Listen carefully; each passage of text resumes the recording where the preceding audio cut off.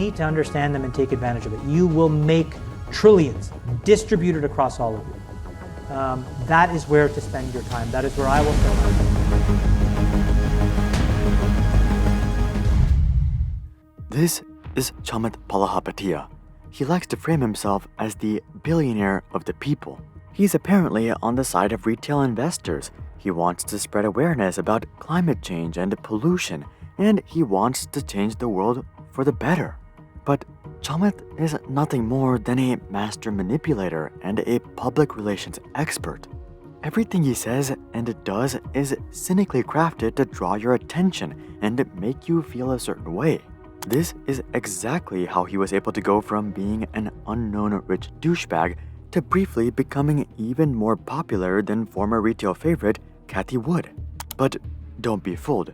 While Cathie Wood is getting destroyed by the market right now, she truly believed and still believes every word she said.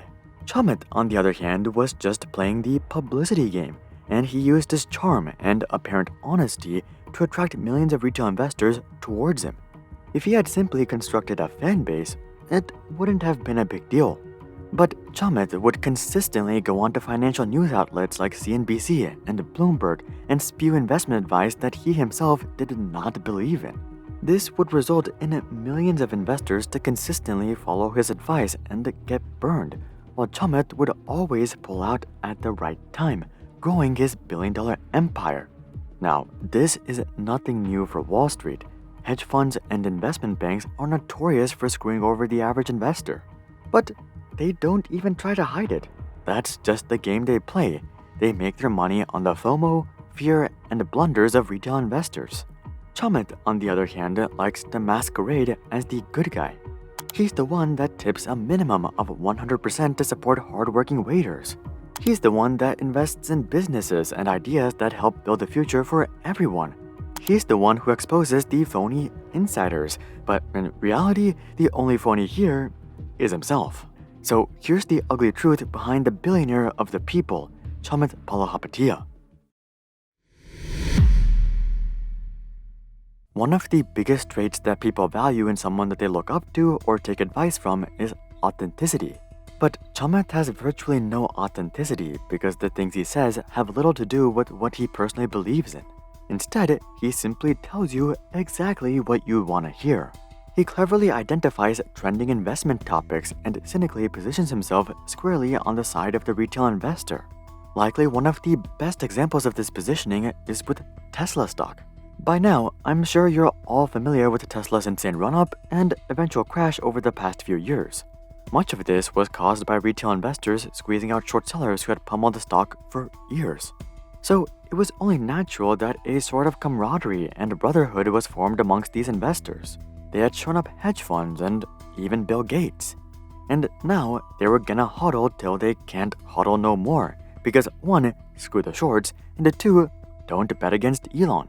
Meanwhile, Chamath was looking for a way to get these people behind him, and it turns out this wasn't that hard. Virtually everyone on the news other than Cathie Wood was bagging on Tesla. You see a slowdown in Model S and X sales and potentially Model 3 sales as that competition enters. I think you're going to get some guys starting to shade or fade the stock, if you will. So I think that's the real catalyst to get this stock to fall. So all Chamath had to do was position himself as the billionaire who supported Tesla all out. And that's exactly what he did. I don't understand why people are so focused on selling things that work. Let's just, I'll make up a number. Let's just say I owned $1 billion of Tesla stock. If I sold it, now I have $1 billion problem. What do I do with that money? The point is that when things are working, you're paid to stay with people that know what they're doing. And this is a guy who has consistently been one of the most important entrepreneurs in the world. And so why bet against him? And that was just one clip. Chamath would consistently tell the public that they were essentially a fool if they even thought about selling Tesla. Chamath would even go as far as defending Tesla when it came to controversial business decisions. Hearing all this, you would think that Chamath was Tesla's #1 supporter. But what if I told you that Chamath would actually end up selling his entire Tesla stake? In fact, Chamath would end up selling his entire position within 8 months of that clip, at which point he revealed that he had actually been selling Tesla for nearly a year. This means that he was literally selling Tesla as he was making that statement, telling everyone to not sell Tesla. Looking back, Chamath played his cards perfectly, as this is where he sold all of his shares, well before the 75% crash. But this also means that this is where many of his followers bought all of their Tesla shares, and most of them would end up getting destroyed by this crash. When confronted about his flip-flopping, Chamath would simply respond that he has the right to change his mind. But here's what he forgot to mention. When he appears on these financial outlets as the billionaire investor with authority, he also has the responsibility of leading investors in the right direction. This doesn't mean that he had to hold on to his Tesla stake. He of course could have pulled a Cathy Wood and hodled with the retailers, but he didn't have to. As we discussed, he sold at the perfect time, and unless you're holding on to the S&P 500, you should be willing to switch your position. As a billionaire investor, he knows this, so the issue wasn't that he sold his stake. The issue was that he presented Tesla as the end-all, be-all. And he classified those who sold Tesla as idiots, when that may have been the right choice for many. And Tesla is just one example of his hyperbolic investment advice. He's made similar statements about Bitcoin, Virgin Galactic, and a bunch of other retail favorites as well. Heck, he even bought calls on Gamestop during the short squeeze. But unlike Elon, who truly believed in the effort, for Chamath, all of these were just publicity stunts. Making yourself look better by siding with retailers is one thing, but launching crappy investments and getting people to invest is something completely different. As for Chamath, well, he's done both. Chamath is regarded as the king of SPACs, but this isn't anything to be proud of. Every time you see the word SPAC, you can replace it with the word scam, and it wouldn't change the meaning all that much.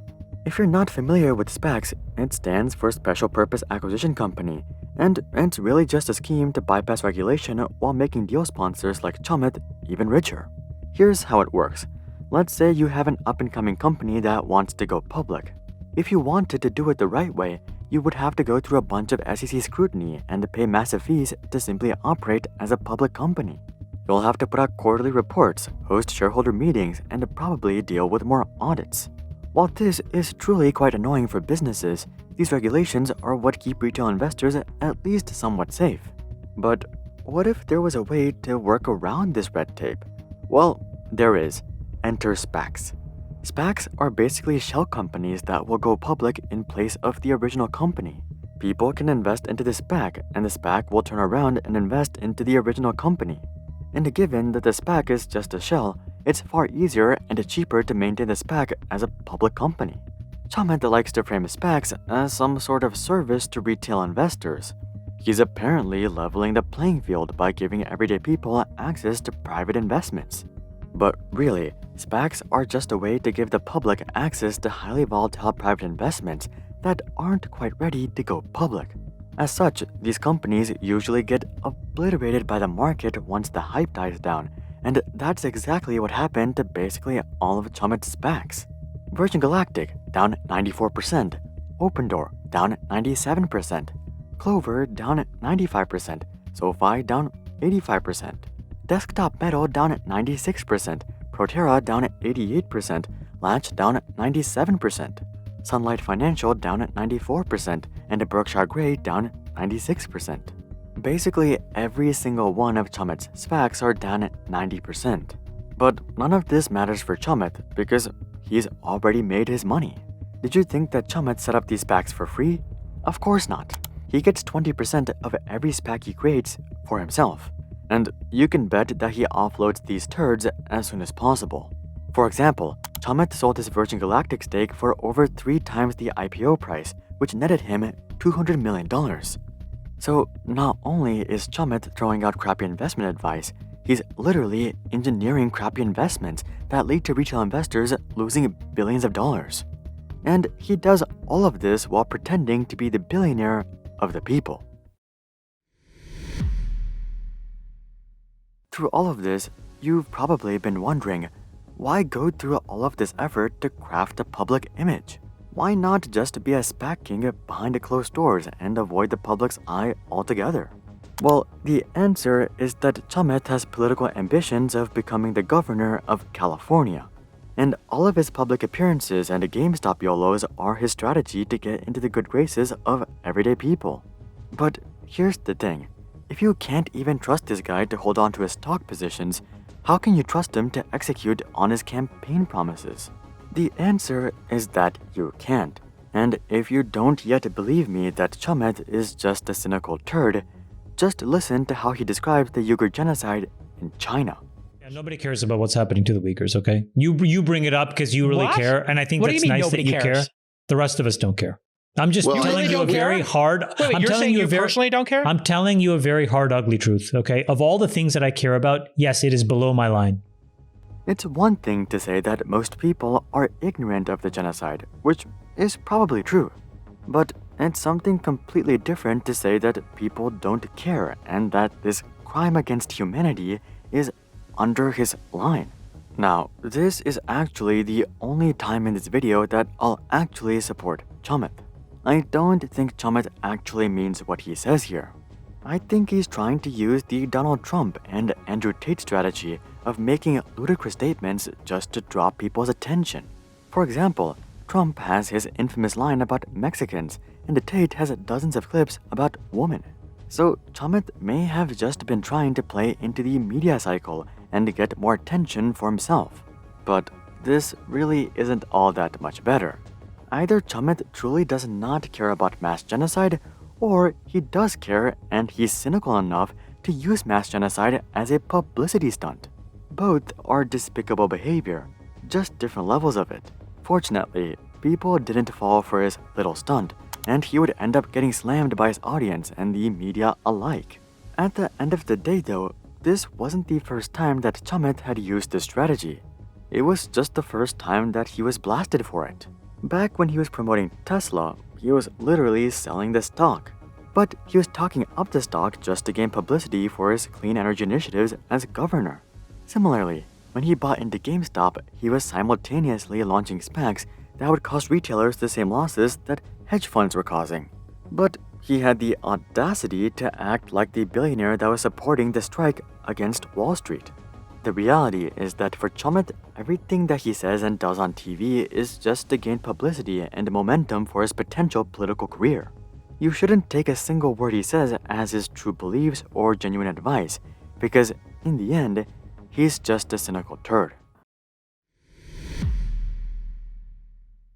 I know this video has been quite critical of Chamath, and I would argue that that's well deserved. But we should also note that Chamath is just playing the political game. The reality is that cynicism, backstabbing, and public support are prerequisites to have any chance of winning the political game. So it's not really surprising that Chamath has chosen to play his cards the way that he has. The point of this video, however, is to show that we, as the somewhat educated public, should also be aware of what game these people are playing and not become overly enthralled in anything that they say. Just because Chamath likes an investment doesn't not mean that you should buy, and just because he talks down on greedy Wall Street doesn't mean that he won't pull the same tricks himself. It's not personal, it's just business and politics, and that's the truth about Chamath Palihapitiya. Were you ever a fan of Chamath? Comment that down below. Also, drop a like if you would like to see more honest takes. And of course, consider checking out our Discord community to suggest future video ideas and consider subscribing to see more questions logically answered. But until then, I'm Hari, and I'll see you guys on the next one.